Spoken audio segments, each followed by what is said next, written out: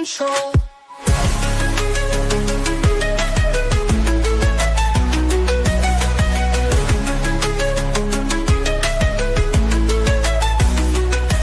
Politicians and celebrities make deals behind closed doors, promises broken, and their income soars. Hidden agendas run the grand parade. In the circus, choose a masquerade. Believe me, I wouldn't lie. I've been given money, power, and fame to keep you in line.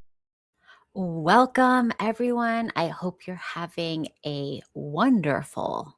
What day of the week is this? Is this Tuesday? Tuesday. I hope you're having a wonderful Tuesday. So, the other day I was on the TikToks. No, it wasn't TikTok. It was Twitter, X, whatever. And Brian of whatever posted some video, and I commented on it that women becoming the men they claim to hate is actually what feminism is. And I have been saying this forever because I always found this so fascinating that women would always want to be equal to men, but they only want to be equal to the men that they say are terrible, which is hilarious. But that's the reality of the situation. Women just want power, and they kind of want the power to be terrible, like the top terrible men of the world, right? Like all the evil men that they've heard growing up, that's what they want to have the right to be. I want the right to be the most evil, sinister man. That's the dream. That's the feminist dream. So anyways, we're going to go into some complaints, and I'm going to show you the video and stuff like that I commented on, and a few other things. So to prove my point that women's modern feminism is just women wanting to become the types of men that they claim to hate, I'm going to prove it to you today. That's what we're doing. All right. So the first complaint that women have is that men get to work, and I want financial security because then they get the status, and, they get to have fun going around working and blah, blah, blah, blah. Right. The reality is women don't want to work. Women have always been able to work, right? This is just the reality. But women always had to get jobs that were not as demanding, not as prestigious, because they had to spend most of their time with their children. It's just how it is, because women already have work, which is the family, right? That's women work, is the family. And the second they started getting jealous of certain men, not all men, certain men who have high-powered careers, and they started going, I want the prestige. I want, when I walk into a room, for everybody to stand up and, give me respect and all that stuff. They do not want to be plumbers, electricians. They don't want to be the garbage man. They don't want to be the guy working at CVS. No. They want to be the top 1% of men in high-powered positions that they walk into a boardroom, everybody stands up and gives them respect. That's what modern feminism is. It's all about women wanting to be this and thinking that somehow it's the men who are preventing them from doing these things, when in reality, it's just women could always do this, right? Now, you couldn't do it and be good at home. You couldn't do that and be good with the family. But it was a choice women would have to make, and most of them chose the family. And there was a few women that maybe they didn't have the choice to even have a family, that they were extra jealous of this, right? So they wanted to be the cushy CEO in an air-conditioned, prestigious career. They didn't want to be just any old dude and any old dude's job. No, that wasn't what they wanted. So they wanted the power to be able to hire the hot young male assistant and make them feel important and maybe even sleep with them. They wanted that, which is what they always say. Men are so evil. They hire young, impressionable girls, and they take advantage of them. But in reality, women wanted to be in that position so that they could do that to younger men, right? They wanted to go on work conferences and work trips to cheat and have fun while their spouse and family were at home, which is the exact worst type of men that they wanted to emulate, right? They wanted to have their own money to spend frivolously while still having their spouse's money to take care of the basic expenses of life, right? The next complaint that women have is they don't want to just like be a sex object or to exchange everything for sex or to have sex with their husbands. Like they're like, I don't want to be an object. I don't want my husband to want to have sex with me when I don't feel like it. Basically, this complaint stems from, in reality, women wanted to marry guys that they didn't find it because maybe like most women cannot marry guys that they actually find attractive. This is the reality of life. Most men can't marry women that they find exceptionally attractive, but most men find most women attractive. So men are pretty happy with whatever they get. But women are only happy if they get that top 1% guys and looks and status, right? So in reality, women are not going to marry that. So they want the men that they do marry in order to cover their bills, to not inconvenience them with actually touching them past the honeymoon phase where they used to secure them, right?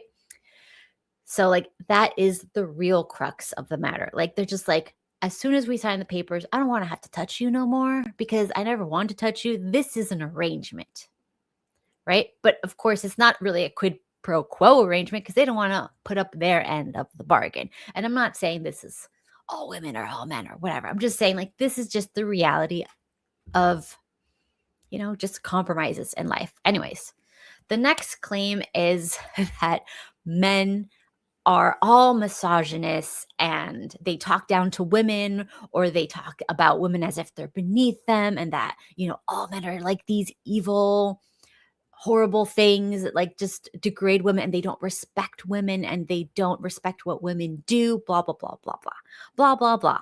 And then I will show you this clip and we will see. Which one is it?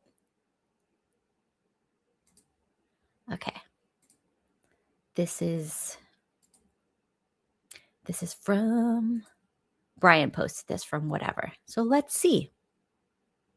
I don't date men anymore. I don't see them as people. I don't believe that they should even be allowed to vote. Yeah. Cut it if not before. That's why we're in this situation because they're voting. That's what I'm saying. Like, I feel there should be a program They start off in jail. Yes.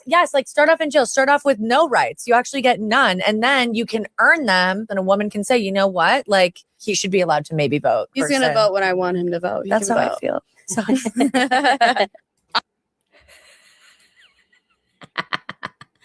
anyways, so do you remember when all the women were complaining about Andrew Tate and Andrew Tate's like, I'm just trying to be funny. I'm just entertaining, blah, blah, blah, blah.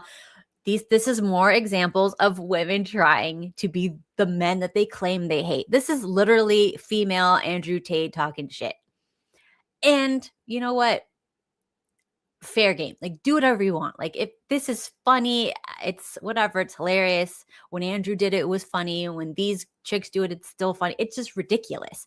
But the reality is you can't say, oh, we have to cancel Andrew Tate. We need to put him in jail for this type of talk when women want to do that too towards men. And you have no idea. Look, I know it's hard for you to believe, but I am female, right? So I've been around women my whole life.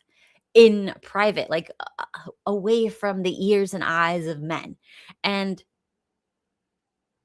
this is like literally normal talk. I'm not saying that I, agree or disagree, but like, it's funny, whatever. They talk shit.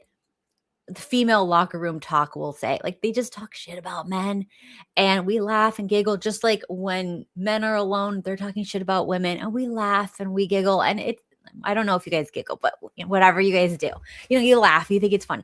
It doesn't mean it's real. It doesn't mean that's what you really like. The guys that make the most quote unquote misogynist shit jokes, whatever, in the locker rooms, those are also the guys that go home and do whatever their wife says, right? Like, it's just an outlet. We're just having fun. Now, that being said, I have another one. I have another clip. Let's see. Here we go. Inherent fact that men are evil. That is true. Like man as a whole is evil. Like, just as an entity, a general idea. Men have inflicted violence and oppression on the world in ways that are irreparable. Like, it's okay if we say that out loud. It's okay if we say that men are inherently evil. It's like, it's not all men, but for some reason, always a man. Every time something terrible happens, always a man, like 99% of the time. So I feel like it's a lot simpler than people may think. I don't hate my man, I hate most men. And for me, I think given what men have done to me personally, to people I love, and the world as a whole, if they all start guilty and have to work their way to innocent, it's not really a big deal to me. I feel very like convicted in that. It's very like, if you're not awful, prove it. Yeah. Quit talking about it and fucking do it. Because the men who complain that they really hate hearing like, oh, what about all men? Oh, all men, all men. A lot of this, not a lot of action. Inherent. All right. So good afternoon, homie. What is up? Okay, I need to put this up. Yeah, there we go. Anyways, so this is more of the same, like all like some of the misogynist, whatever podcasts and stuff that we watch, they will basically talk like that about women. And like we're all laughing. We don't take it freaking seriously. It's absolutely insane to take that stuff seriously. But sometimes I believe that the women believe it's all men, or if not most men, which is wild, because when the guys are doing, they know there's good girls out there. Maybe they don't find them attractive or whatever it is. Because like usually guys complain about like the top 1% looking women that they want to have. And those are usually the most narcissistic and the most evil. And they get angry about that. But that's what they look like. They got to act accordingly. In nature, if you are like the most attractive female, you have to be evil because everybody is trying to attack you, basically. So you have to be evil to keep distance from people. And then you have to be very selective of who you let around you or who you let alone with you. So that's why the most beautiful women are always the most bitchiest, and they need to be that way. I would never tell them not to be, because you have to be very, very protective when you're that gorgeous.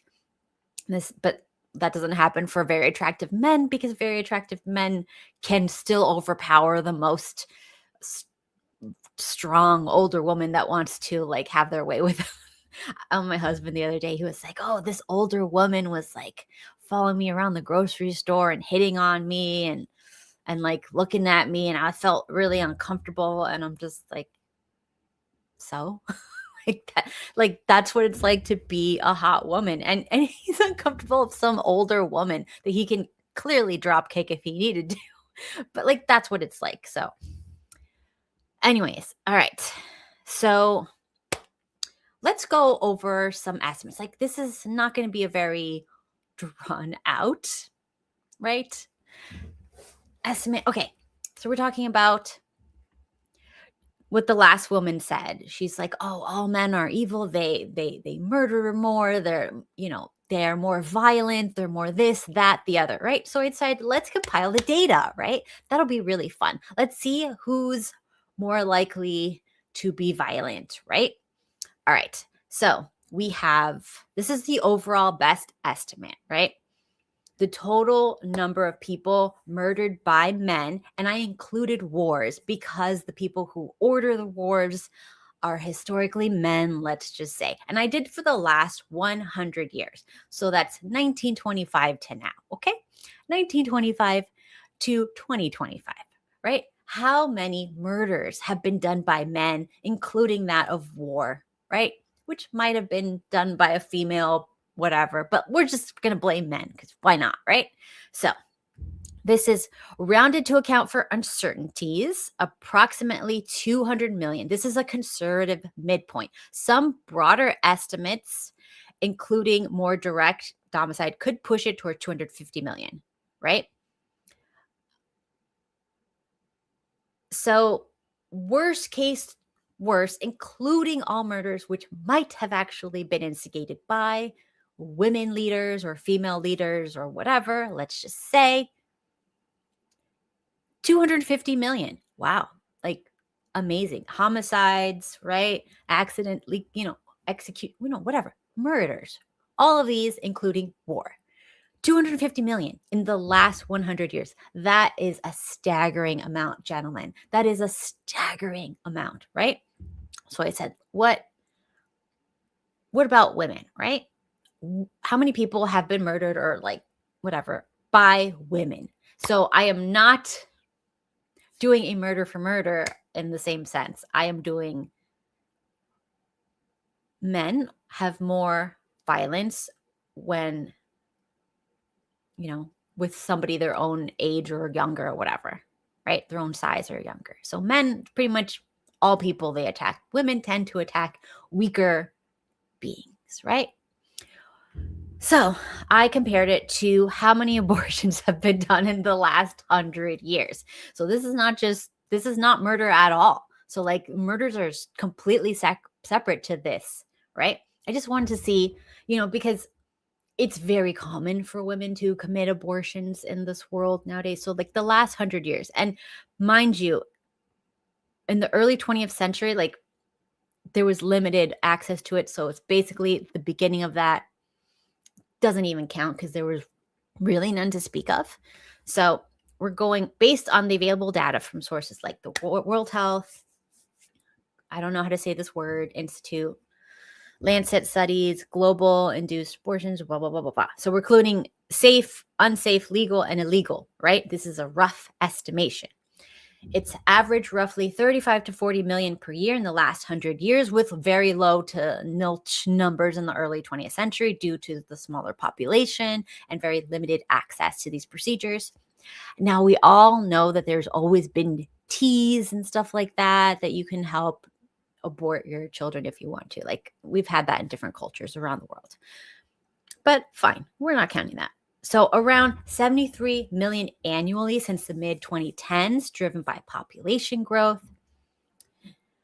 All right, so this yields an estimated cumulative total of about 3.5 billion abortions from 1925 to 2025, right? And if we include emergency contraception, aka the morning after pill,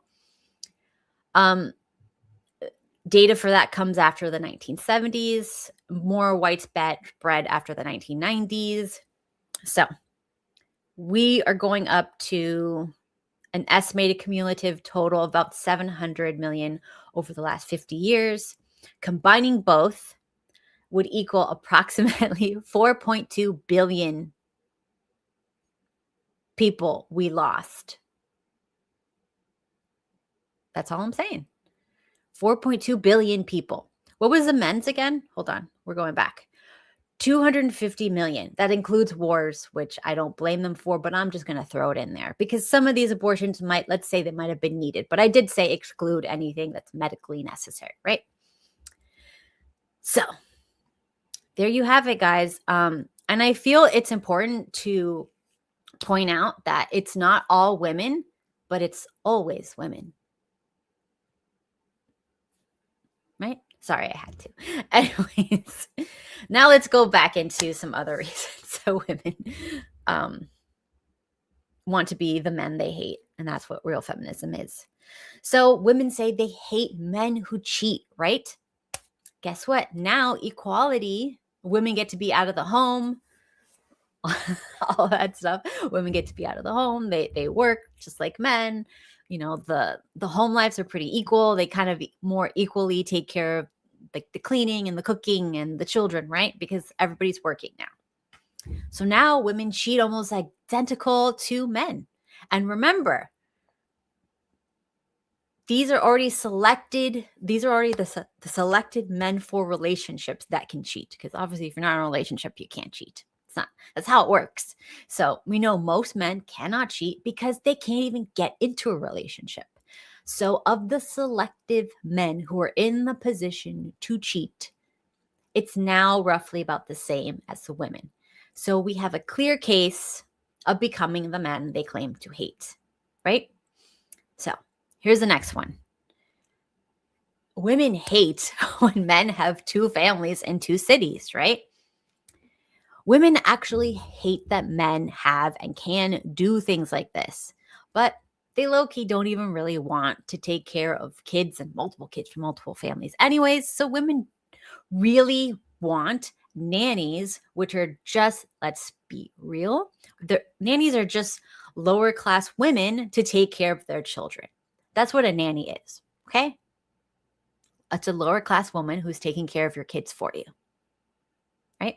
They don't really want to watch their own kids, and they don't want children as much as men want children, because men want a legacy. Women don't really care about, they don't even give, in most cultures, their last name to their children. They don't really care as much. So I would argue that both men and women are only biologically wired to care for the offspring of the partner that they currently like, right? So this is going to upset a lot of people. So once a man loses interest in the mother of his child, he will treat the child less favorably, on average, with clear exceptions, obviously, right? But the same is true for women. Once the woman loses interest in the father of her child, she will even sacrifice the child's well-being to do what is best for her. And you will see this clearly when women allow strange men to sleep over in their homes when they have young children.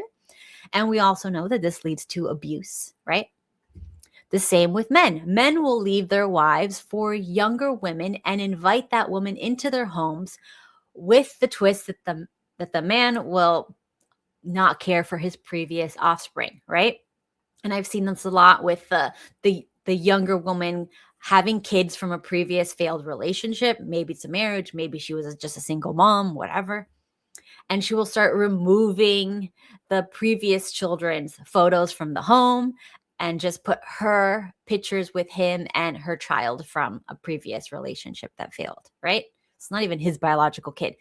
And the same women will try to influence the man using sex and her power to get his previous children off the inheritance and put her child from a broken relationship in the inheritance, because she has direct control over that child. So it's kind of like giving herself money, because that child, if that child is successful, that's the child that's going to take care of her. We all know that. And I've seen personally, I've seen so many cases where the men are so manipulated by a young, hot woman, even if she's a single mom, they will take their children off everything. The woman will convince them, oh, they're just going to spend all your money. They don't respect you. They've had such an easy life. You've given them enough opportunities and blah, blah, blah. And my child they think of you like a father, and they're not going to have as much time with you because you're much older. You're not going to be around, and they're going to need that money. And these men, naive and completely blinded by Poon, will say, yes, of course, you're right. Take their biological children off the inheritance, move it over to this non-biological child, and now the woman has ultimate power. Now she can poison him if she wants to, right? This is how it goes. Now, I've also seen cases where I've seen this in men mostly. You either have like the really terrible, simpy type of guy who brings a child in from his previous failed relationship to a new relationship. The new woman kind of exiles his previous child, doesn't let them around her children with the man, doesn't put that child's photos up in the home, kind of like, tries to push that child towards promiscuity, drugs, alcohol, whatever, to say, look, you see, they're a bad child. They should be away from our good children that we have together. Oh, she's just like her mother. I've seen this so many times. So evil, right?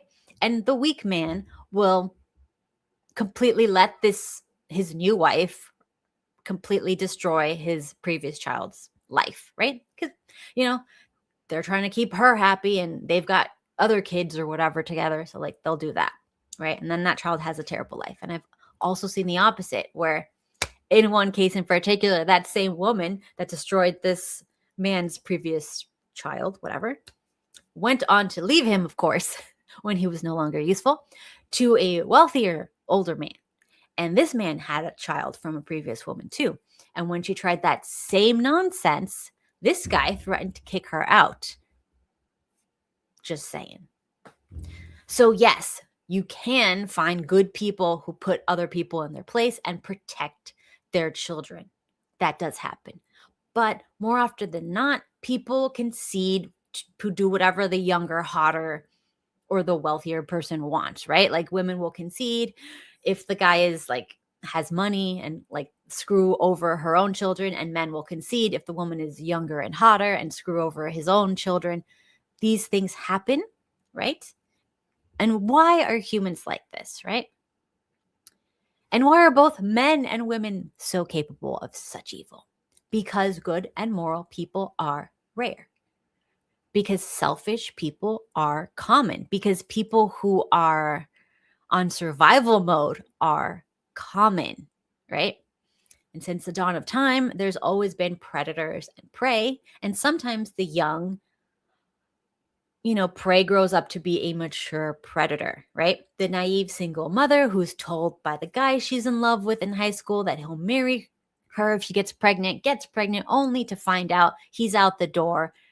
And now she goes on to become the predator herself, finding an older, wealthier man, destroying his family to steal his wealth, and vice versa. Men do this too, right? Man gets hurt by a woman, so then he goes on to hurt other women. This is tale as old as time, right? This is why people always say hurt people, because we know this. This is just a fact of life, right? And this is also why healthy people never, ever, ever really date unhealthy people. It doesn't matter how hot they are. If a healthy person senses something wrong with the other person, they immediately lose interest because healthy people can't really stand unhealthy people. So, and this is just the unfortunate reality of life. So if you're a healthy person from a loving family, your parents didn't just get along, didn't just have a good, strong marriage. They genuinely loved and respected and liked each other, right? So like think like Gomez and Morticia Adams. Like we think that's such a fantasy, but I know people who are like this. I'm like this, right? Like there's people who are like this, who like, it's not even a game. It's not like a power play. It's not even like anything like that. It's just you respect each other, you love each other, and there's no more games, right? So when someone like that meets someone who's playing games, trying to play dominant, trying to love bomb, then take it away, trying to neg you, trying to do this, they're immediately like, what? And they're gone. They don't have time for this. Healthy people don't associate with that. That's why these things only work on other broken people. Okay. That's just human nature, right? So we have a lot of broken people preying on other broken people, right? And the only way to break this cycle is to demand, and it's going to be impossible, but this is how it's done, is to demand no pleasure without responsibility, no action without proper consequences. And this should equally upset evil men and evil women. And to that, I say good. It should upset you because, yeah, everybody needs to have responsibilities for their actions. So, what are you guys saying?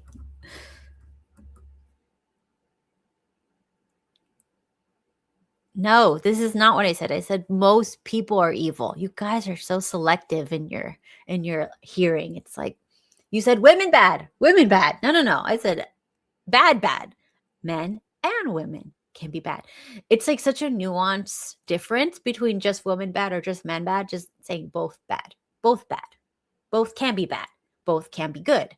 Good ones don't associate with bad ones, which is why bad ones think all of them are bad, because bad ones can't get near good ones, because good ones repel bad ones. Tale as old as time. Anyways, you guys.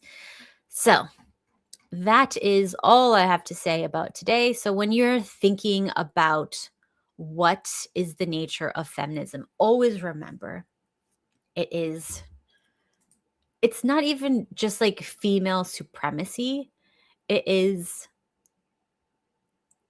women wanting to be the men that they feel like hurt them or wronged women in the past, right? Like there's this reckoning coming, like, oh, men used to use money over, the stay-at-home moms to control them. So now we want to have the money so we can use it over the men to control them, right? Or like men used to go and cheat on their wives after they gave birth and stuff like that. So now we don't want to give birth. We don't want to like, destroy our bodies. We want to be the girls or like the hot women that the men cheat on their, wives at home that lost their bodies to childbirth. We want to be those. Like everything is just like, like wanting to be the worst type or like to get the privileges of the worst type of men, right? It's not even like revenge, really. It's just like nonsense to me. Like that's what I see, right? And it is avoiding accountability, right? Instead of saying when the men did this, they were wrong and they should be held accountable. Now the women are like, we should be able to do this and not be held accountable, right? All right. Then you have domestic violence, right? So like women are always saying, oh, men do this and this and this and this, whatever. And it does happen. Of course it has happened. It's not the majority of marriages. If you guys will pay attention, like the majority of marriages are not, there's no violence in them. Maybe there's some yelling and screaming, but there's no violence. And it's usually like two people who come from very violent upbringings that put up with that, right? Because look, in my life, I have met people who made a mistake and married someone who turned out to be violent, right? So within a month or two of being married, the violence occurred. The next day, divorce, right? Like it wasn't like I'm going to wait 20 years. No. If you're a healthy person and somebody even threatens to come up at you to like hurt you, you the next morning are filing, right? Like that's a normal response. Somebody who just like yells back or fight back, that is also like they are participating in it. You need to immediately distance yourself if somebody does something like that. That's just my advice to you guys. If anybody comes at you like they're going to threaten you, male or female, that is grounds to leave. You're allowed to leave in that case of violence. Yes, if somebody is a violent person, you can leave. That's totally fine, right? There are things in marriages that you have to work on. Violence is not something you have to work on. Everything else, generally, like sexual immorality, depending on how bad it is, some things can be rectified, some things can't. But violence, I feel like, hard stop. All right. This is like, I printed out like all these things that women complained about, why they want like modern feminism. One of the things was human trafficking and gender inequality. Lord. One of the most vile human traffickers is a woman in Mexico. You guys can look her up. Trigger warning if you want to look that up. I don't think you should look it up. But yeah, women have closed the gap to be the men that they claim to hate. So, it is what it is. Yeah. Oh, sexual harassment. That's another thing. Women always claim like they hate sexual. The problem is women are totally fine with sexual harassment if they can get a promotion, if they can get more money, if they can use it against the guy who's above them to extort them for money or perks or whatever, right? But that was not afforded to all women. Obviously, not all women are attractive enough to be sexually harassed, right? And now, when you have men who are in lower positions, you have younger, attractive men and women above them, you'll see the same games being played out. And my husband had that when he was younger by, older women who were in positions of power over him. Women becoming the men they claim to hate. That is the end result. The reality is we shouldn't allow any of these toxic, rude, terrible behaviors. We shouldn't allow them in society, and there should be consequences, but it should be equal consequences regardless of gender. That's all I'm saying. That's it. No, men are not effed. We're having, I think feminism is having an extinction response, and it's like the last big hurrah before it completely dies. And we realize men not bad, women not good, women not good, men not bad. Like there's no good or bad between the genders. It's just most people are kind of damaged and they do bad things. And they need society to punish bad behaviors. That's all, right? That's it. And eventually we're going to find some sort of middle ground, or we're going to go all the way to like some sort of like maybe Sharia law or something like that extreme. So we have to decide now what we want to do going forward to fix it, so that we have a meeting in the middle instead of all the way on one side or the other, right? Because I don't think feminism can get any stronger, because men do have the gift of force. You know, men have to enforce whatever the feminist wants. And as soon as there's less men to enforce it, it's not going to get enforced. And since women are sleeping with less and less and less men, there's very few men to enforce it. And the ones that they're sleeping with, they're not the ones who enforce it anyways, right? Okay, then what should the men do? I mean, it seems like making 100K and staying in shape isn't good enough. So what do we need to do then? Yeah. I don't think 100K, unless you make it online and live in a very cheap place, is enough for a family anymore. Paying like $500 a month per kid for health insurance. I don't know what 100K can get you anymore. It's really rough out there. Yeah, like, I don't know. If there was an easy solution, I think we would have figured it out, but it's so convoluted because the women are brainwashed. So they only want a few of the top men. And then they complain that those men don't act how they want them to act because they can't control those few top men. And the regular men who are making, I would say like the upper middle class men make like 100K and up. It's still not enough where the women don't have to work. And if the women have to work, the power dynamic is messed up. And when the power dynamic is messed up, you're going to have a lot of like problems with disrespect. It's not enough, you guys. Yeah. The whatever the 666 demonic figures that you need to have is not gonna cut it anymore. Now you have to be, let's see, if we have to like discuss what you have to be now, I think I wrote it down somewhere. Here are the top complaints that women have. These are the 30 top complaints. I wasn't going to talk about this, but since it came up, fine, we'll do it really quick. So these are the 30 top complaints women have on modern men.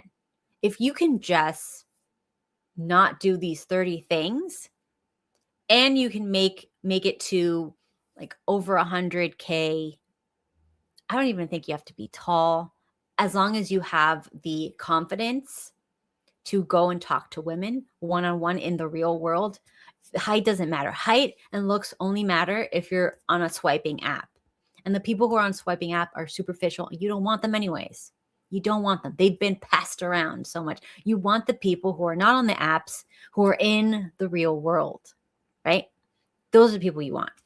And you can go up to them no matter your height, right? So here are the 30 complaints that women have with modern men. So you know what you have to do if you want them to like you more. And what's not on here, I'm going to just say, you need to have confidence. You need to be able to go up to a woman and for her to turn you down and to be graceful about it. If you don't have that, you don't have anything. I don't care if you're 6'6". I don't care, right? So the number one is he doesn't open up to me, doesn't talk to me, right? Doesn't care about my opinions about things, doesn't want to talk to me. So a lot of women who are married were complaining that the men didn't want to talk to them because usually they spent all their time on their phone or video games, or they would just check out after work. And this was very common when men were working and women were at home, that the men would come home from work, women would give them dinner or whatever, and the women wouldn't expect anything from them because they had worked all day, and women didn't know really what was going on at work or whatever. When women go to work all day, they're, you know, like talking and socializing all day, and they want to decompress by talking. So when the men shut down emotionally and like, I don't want to talk to you, and I'm not saying cry. No, that's not emotions. Like people mistake when women say open up or be emotionally available to like crying and complaining. Crying and complaining is what you do to your parents. You don't do that to your significant other. Like, you have to talk to them. How was your day? And actually want to listen to it. Like, a lot of people will say, how was your day? And then when the person tells them their day, they start rolling their eyes. They go, this is so annoying. I can't believe this is so stupid. I have to listen to this. But literally, like, you married this person and they need to decompress. And if you can't do that for them, whatever, like, don't be with them. The next one is all he wants is sex. This, I will say, is kind of a cope for a lot of women, because a lot of women, they marry people because they need someone to split the bills with and not because they find them attractive. So obviously, if you're marrying someone because you can't afford bills by yourself, or you can't afford a family by yourself, and then God forbid this person wants to touch you, you're going to be a little disgusted and annoyed. So I'm going to put that on women. And that's just because, look, you married this person because you couldn't afford this on your own. If you're a woman, right? You couldn't afford it. So this is the deal. You got to sleep with them. And sometimes you don't want to, but you know what? Sometimes he doesn't want to work. Sometimes he doesn't want to pay the bills, and he's got to do it anyways, right? Like, you would still expect him to do those things when he doesn't want to. So it's fair that he expects you to do this thing when you don't want to. And I'm not saying, like, if you had a surgery or you're dying or something, you have a health issue, just like normally, like, I don't feel like it. Like, that's not an excuse. You know, like, if he had a health issue and he had to skip work, you'd be understanding. But like, if he's just like, I'm going to play video games, I don't feel like it, you wouldn't be understanding. That's all. The next one is he doesn't spend time with me. This is a huge one, and people don't want to like admit that this happens, but a lot of people I know that are married or in long-term marriages, the guys have to be yelled at to hang out with the wife. Like, the guy doesn't want to go out with the wife, doesn't want to take her on a date, doesn't want to go. That's a waste of money. That's a waste of time. I don't want to do that. I worked all week. I just want to play video games. I just want to sit on the couch. I don't want to do it. You know, like, that attitude women don't like, because they're like, you know, you still have to have a family life. You have to have memories with people. You know, like, that doesn't make any sense. And I remember growing up, like, in the 70s, 80s, you know, whatever, early 90s, you know, a long time ago, in the olden days, guys were really, really diligent about planning stuff for the family on the weekend. My dad and his friends, men, planned stuff for us. The women didn't plan anything for the weekends. The women would work too, because it was, you know, it was both people were working, men and women.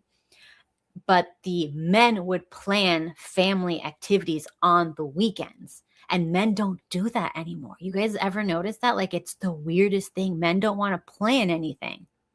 And I think it's because a lot of men grew up with single moms, so they're just waiting for mommy to tell them what to do. And men will actually go, tell me what to do and I'll do it, which is like what a teenage boy would say to his mom. That's not what a man would say. If a man says, tell me what to do and I'll do it, that makes it like a mother-son relationship, not a husband and wife. So that turns a lot of women off. And these are very easy fixes. You just have to know that this is a problem, and then you can fix it super easily. This is not like a big deal. Once you see it, you don't unsee it, and then you can immediately go, oops, let me not do that. So the weekends have to be planned by the man. So what my dad would do, he would plan barbecues with his friends, and the families would get together. And we'd have, you know, the women be having lemonade, the men would be barbecuing, and the kids would be playing together in the backyard. Like, that's what we would do. Or like, if somebody had a pool, we'd be in the pool and whatever. The men would also go, like, sometimes they'd get like a huge, ginormous pig, and they would dig a big hole in the backyard and like barbecue this pig all day. And we'd be there like all day waiting for this pig to be barbecued. And then finally they would like dig it up, and, you know, we'd eat it. It was like a weird thing. I don't know if like you guys do that, but it's something we used to do. I don't know. So we did that. We would also go to the zoo, go walk around, we would go to the beach.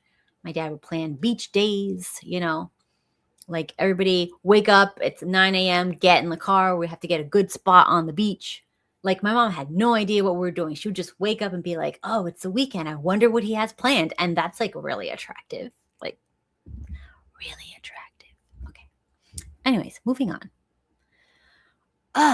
The next one is distribution of household chores. Women hate that because both men and women are working about equal out of the house, and they're both equally in the same amount of time in the house. And if the chores are not distributed equally, then it becomes exploitative, which, you know, I can understand that. Like, I don't work, so I do chores and I don't care.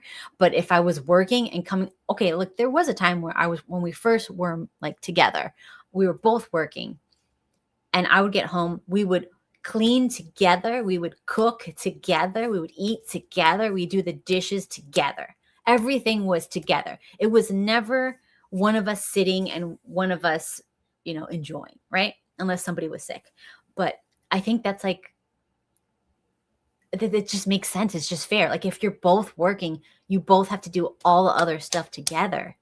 And if you don't want that, then make enough money that the other person doesn't have to work, and that's fine.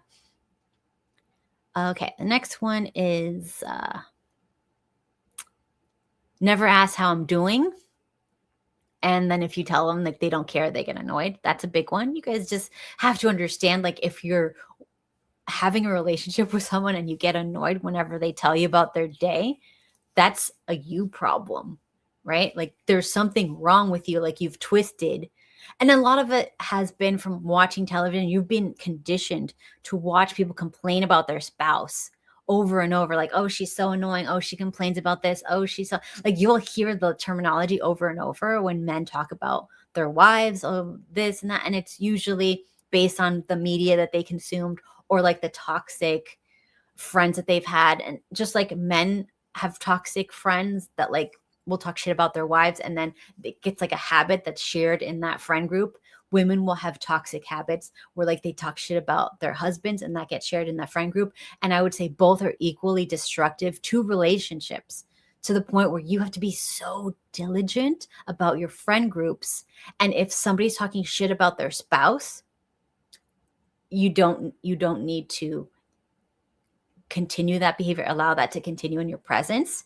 You need to put an end to it. You need to be firm. You need to have a boundary. And if that person keeps doing that, instead of like trying to find a solution, like they just want to like complain and put them down, if they don't fix that behavior, you need to distance yourself from that person. And a lot of people who are in happy marriages end up without friends, or very few and far between friendships. It's the reality. The happier the couple, the less outside friends they have. And this is a sad reality, because and then it's very isolating. You have two very isolated people, because we need community. But since all the community is so toxic, you become isolated. Something to think about. Okay, the next one is constantly looking at the phone and disengaging. Both men and women complain about this. Okay, I don't know if you were here from the beginning, but we've gone through the men we're doing. These are a women's complaint towards men. So yes, it is a list of whining, complaining that women have, because this is literally what the list is that I'm going over. So I don't understand the point. Anyways, the next complaint women have towards men, because that's what we're talking about now, because you were not here in the beginning, is selective hearing when they talk. So for example, they'll say, I need you to do this and this and this, which a woman should not have to say those things, but like, let's say she does. And then the guy is playing video games and half hears her, says yes, yes, yes. And then he didn't actually hear her, so he doesn't do it. And then there's a fight, right? Selective hearing. This, I would blame this again on the single mother son, or like the neglected mother who hates the father and then parentifies or like bonds in a insidious, incestuous way to the son. When this relationship gets tarnished, when the mother uses the son as the emotional connection, the son will treat all women like his mother and expect all women to work as hard as her, to suffer as hard as her, or to suffer more than her. And that's why a lot of men who come from single mothers, they don't like to do anything nice for their wives, because they feel like it's a betrayal of their mother. If they help another woman other than their mother live better than their mother, it's a betrayal. It's a very insidious thing, and it's completely unconscious, and that requires a lot of therapy. So if you feel angry when you make a woman's life easier as a man, know that is the mother wound. That is a serious thing to be worked out. Okay. The next is weaponizing competence. And I would say men and women can do this, but women complain about this as well. And they don't like that when guys will pretend to do things very poorly, or like, I can't do that, I'm just a mess doing that. And then the woman gets mad and goes, I'll do it myself. And then she does that so many times where the guy is doing nothing. And then she blows up and cheats or leaves or whatever, right? So don't do weaponized incompetence, right? Like, if you have a boundary and you're like, I feel like we're pretty equal here, I don't want to do this specific thing. Instead of doing weaponized incompetence, have the boundary, talk about the boundary, say what you're doing and what they're doing, and say how like you feel that's even. Talk about it, right? The next one is refusing to visit a doctor. So a lot of women are complaining about that. And I've seen that. And a lot of my friends' husbands, they don't visit the doctor. They don't visit the dentist. They don't brush their teeth. They don't floss. They don't wipe, apparently, after they go to bed. Like a lot of hygiene issues, right? Like, because they're like, nobody told me. And it's just, I don't know if this is like a part of the mental health crisis or what, but it's a big deal. And I don't feel like we talk about it enough. But it is what it is. Look, there's a lot of people who won't brush their teeth, won't wipe their butt, and won't shower and won't wash their hair. And then the women finally can't take it. It's disgusting, you know? And yeah. The next is poor bathroom etiquette. So like if they leave a mess everywhere, like women are messy in the bathroom. It is what it is.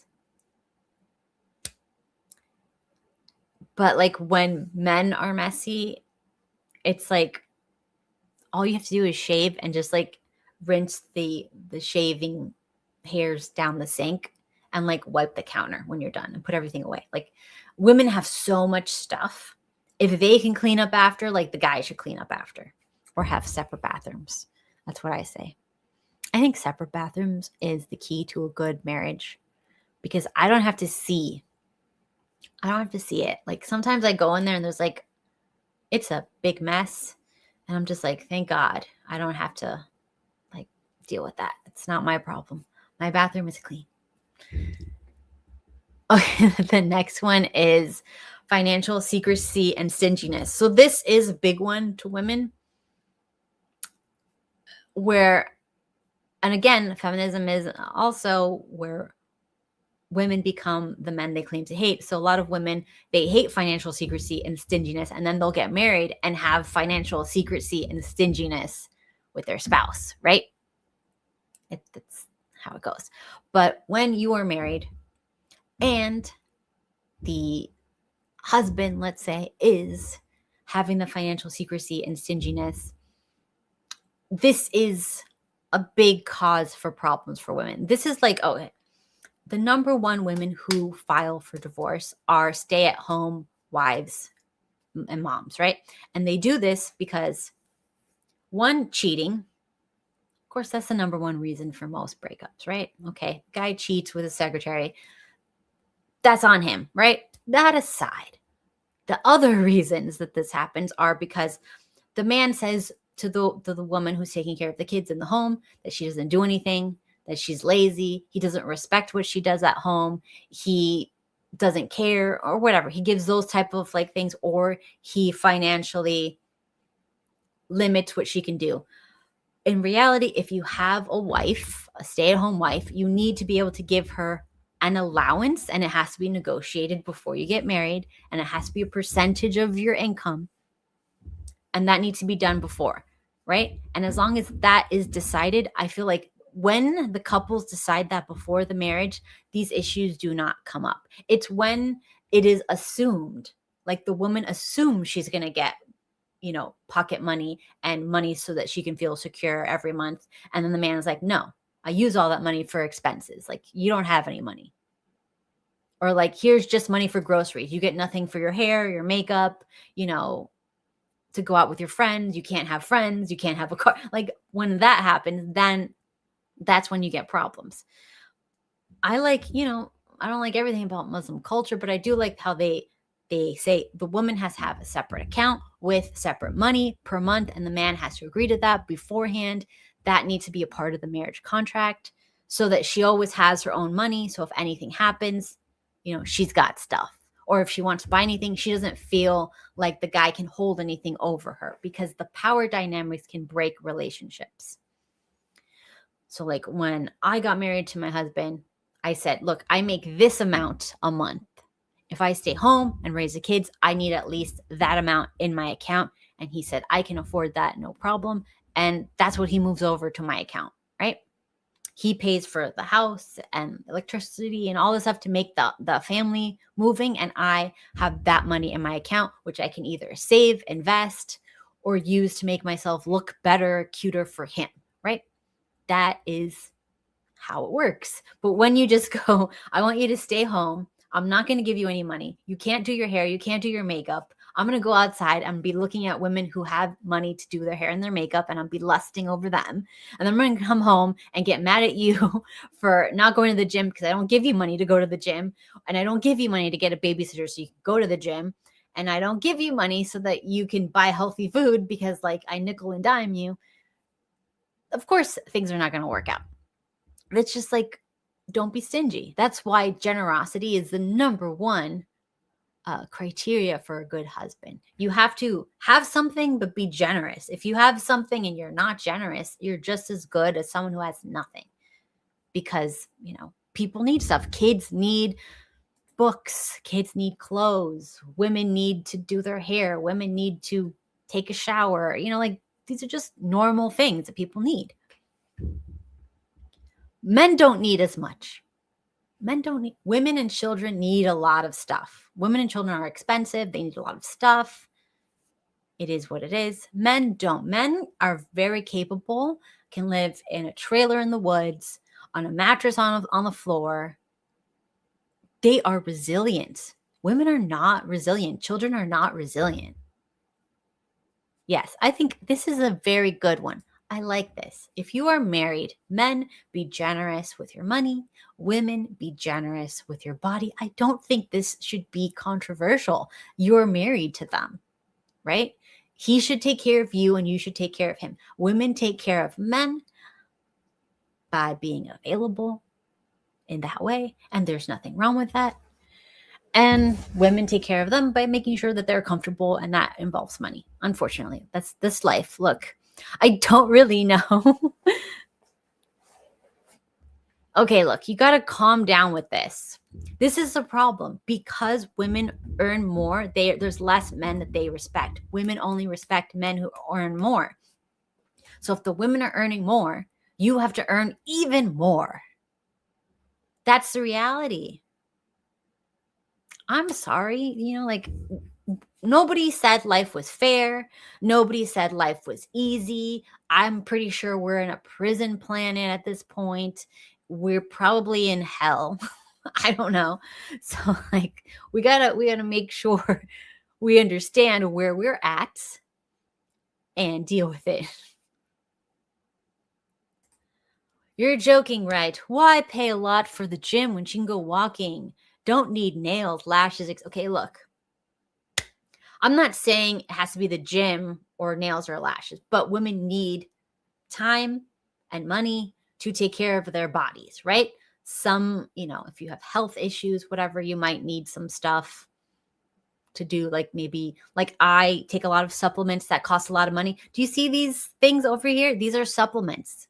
That's why I look cute and 1,000 years old, right? My husband, each of these bottles is $50 a month, all right? I'm just saying. My blow dryer that my husband bought, the new one that I want to get, it's $800. Okay, we're not going to get that one probably. But the other one could be $300 or something like that. These things are expensive, right? I do my own hair. I do my own nails.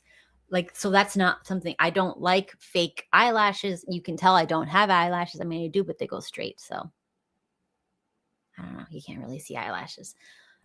It doesn't matter what she's doing, but she needs money for what she does to look good. Look, whatever it is, it's going to be something. Maybe she needs a nice bra, right? God forbid a woman need a good bra once in a while.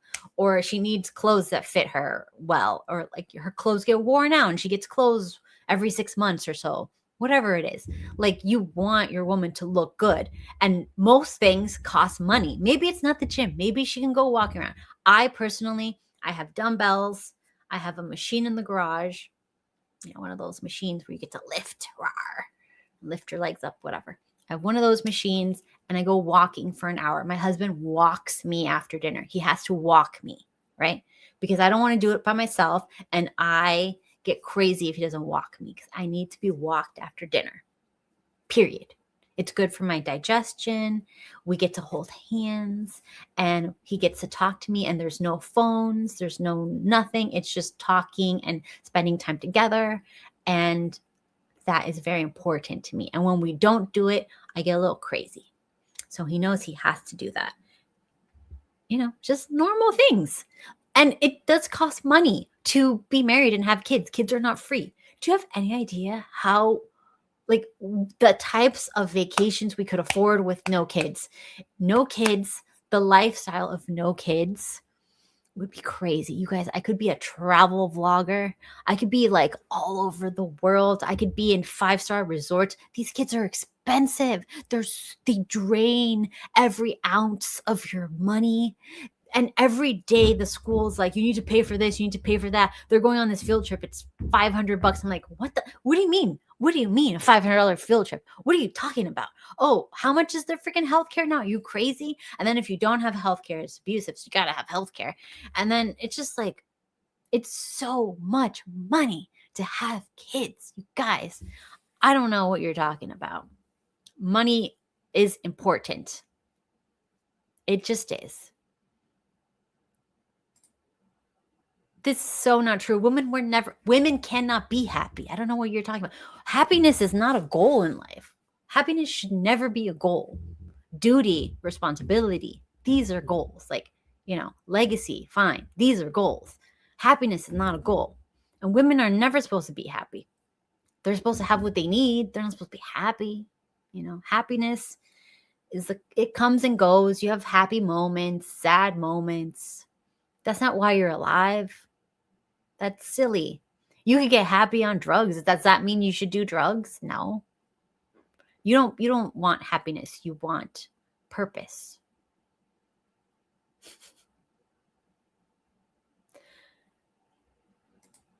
Anyways, I also think that women in the Middle Ages, we can't be talking about women in the Middle Ages. First of all, I believe the history is all fake. I don't believe anything that we were told. I know that peasants had like 1,000 times more holidays than we had. They only worked like a fourth of the year. Okay. The rest of the time they had off.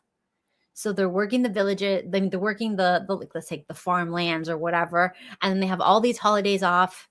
They have, lots of time to themselves with their families. They're at the pubs. They're having festivals. They're doing, don't talk to me. Don't compare us to medieval peasants. Medieval peasants were living the life, okay? They had way more going on. Maybe their food was like small or whatever. Maybe they were hungry more than not. But like as far as free time, they had a lot of free time. They had a lot of fun time. They made wine in their bathtub and they drank wine all day. I mean, that's a good life, I guess, ish. Better than what we have. We have stress, work, stress, work, stress, work, stress, work, traffic, stress, work, traffic, stress. That's what we do. That's our life. Okay. Yes, happiness is overrated. And yes, happiness is for boomers. That's what boomers want. We don't agree with that.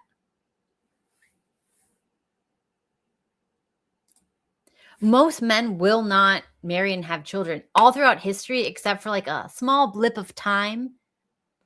Like I want to say like maybe like 40s to like 70s, maybe like 40s to 70s. Most men could have women and children because they could afford it. It was like a blip in time.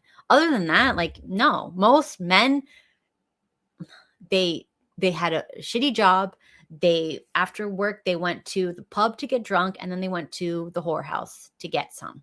and they were happy. Okay. They didn't have no problems. They didn't have no one to take care of but themselves, and they were happy. Right? Like, we have this idea that it's always been like every man had a family. The majority of men died without a legacy. They died without kids, right? So like, anyways.